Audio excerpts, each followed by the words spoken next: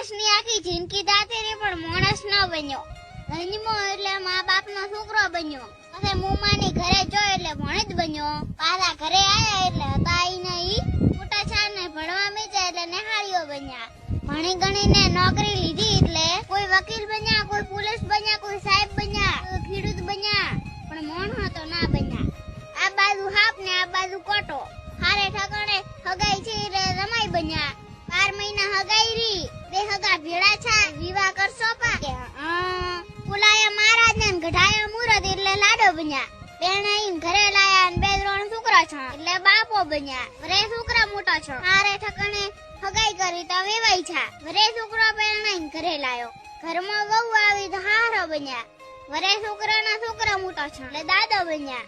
એક દાડા બેઠા હતા ને દાબીને થયો હા તો ટેડ જઈને જાતા રહ્યા. તો ચીડે દાદા ભૂપાને બોલાયો તો કે તમારો બાપ તમને મળે છે. લાયો કંડિયો ને બેહારે આળિયામ તો ગુગળ બન્યા. છેવટે મારી જાવણ મોણો તો ના બન્યા. અભિમાન